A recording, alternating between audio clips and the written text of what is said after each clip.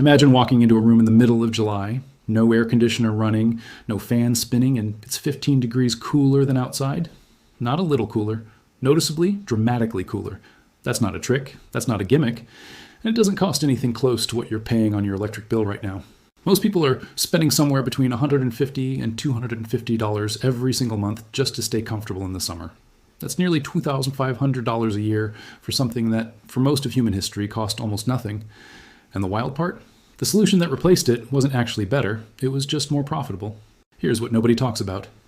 Before modern air conditioning existed, civilizations living in some of the hottest places on Earth, places where summer temperatures regularly cracked 110 degrees, figured out how to keep their homes genuinely livable. Not tolerable, actually comfortable. And they did it with two materials you can get at any grocery store for under $2. Let's go back about 4,000 years. Ancient Egypt, midsummer along the Nile Valley. Temperatures pushing past 110 degrees Fahrenheit, no electricity, no refrigerant, no mechanical systems of any kind. And yet, royal households maintained indoor temperatures that modern thermometers would read as comfortable, somewhere in the low to mid-70s. Archaeologists who excavated Egyptian burial chambers in the early 1900s found that the interior temperatures stayed 15 to 20 degrees below the outside air without any mechanical help whatsoever. The method was embarrassingly simple. Wet reeds and dampened linen hung across doorways and window openings. Hot, dry air from outside passed through the wet fabric. The water on that fabric absorbed heat from the air, not to warm the water, but to evaporate. And every bit of heat pulled into that evaporation process was heat removed from the air entering the room. What came through the other side was noticeably, measurably cooler. That process has a name. It's called evaporative cooling. And it's not folk wisdom or an old wives' tale.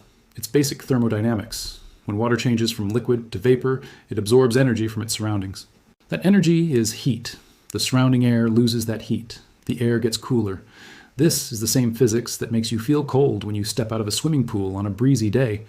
It's the same reason sweating actually works. The science hasn't changed in 4,000 years because thermodynamics doesn't take updates. Egypt wasn't alone in figuring this out. Persian architects around 400 BC were building what they called wind catchers. Tall tower structures designed to catch high-altitude breezes and force that air down through underground water channels before routing it into living spaces. Some of those towers still exist in modern-day Iran. Researchers measured buildings using the system during a recent study where outdoor temperatures were over 108 degrees. Inside those structures, the temperature sat between 72 and 78 degrees. That's a 30-degree difference. Maintained by architecture and water, no electricity, no moving parts. In the 1970s, the U.S. Department of Energy commissioned a multi-year study specifically on passive cooling methods. After 4 years of testing, they found that evaporative systems dropped indoor temperatures by 12 to 18 degrees in dry climates with zero energy input. The recommendation was to update building codes to encourage this kind of cooling in homes across the American Southwest. Those code changes never happened. Instead, several states quietly tightened permit requirements around any residential cooling modifications, and the commercial HVAC industry, which today generates over $240 billion annually, continued growing without interruption. That's not a conspiracy. That's just how business works. A method that costs $2 and lasts indefinitely doesn't generate recurring revenue. Replacement filters, annual maintenance contracts, refrigerant recharging, and monthly electricity bills do. The system that benefits from you not knowing something will rarely be the one to tell you about it. That's not sinister. It's just economics.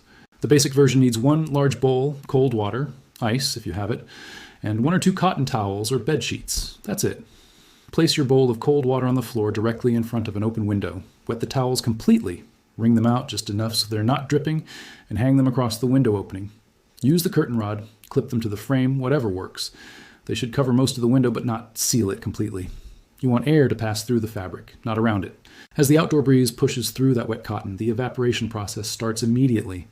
In dry climates, Arizona, Nevada, New Mexico, most of California, you'll feel the difference within about 10 minutes. That incoming air will be 10 to 18 degrees cooler than what's outside. Adding ice to the bowl underneath accelerates the process for the first hour or so while the ice lasts. For a more sustained version, you need 2 clay pots of different sizes and some coarse sand. Nest the smaller pot inside the larger one. Pack the space between them with sand, then saturate that sand slowly with water until it won't absorb any more. Lay a damp cloth over the top. Awning set this near an open window or any spot with airflow. The clay stays wet through slow evaporation from the sand, and the interior of the inner pot stays consistently cooler than the surrounding air, around 10 to 15 degrees below ambient temperature. Day and night, as long as you top up the water every 6 to 8 hours. That's a 30-second task. 2 of these units placed at opposite ends of a room with cross ventilation through both windows produced a documented 15-degree temperature drop in independent testing. For a 120 square foot room, that's not a small effect. That's the difference between miserable and manageable. Now for the honest part, because this only works well under specific conditions. Evaporative cooling depends entirely on the air being dry enough to absorb more moisture. In low humidity states, this system is genuinely impressive. In high humidity environments along the Gulf Coast or the Southeast, where the air is already carrying a heavy moisture load, the evaporation rate slows significantly, and so does the cooling. In those conditions, expect maybe 6 to 8 degrees of relief rather than 15. That's still real. That's still free. But if you're in Atlanta in August, this won't replace your AC. In Tucson or Las Vegas or Albuquerque in July, it absolutely can. One more thing worth knowing. Keep air moving. Cross ventilation is what drives the cooling effect. If you hang wet towels in a sealed, still room, nothing happens because the evaporation process stalls when the air around the fabric becomes saturated. You need fresh, dry air continuously moving through the wet surface. Open windows on opposite walls whenever possible. That airflow is what makes this work.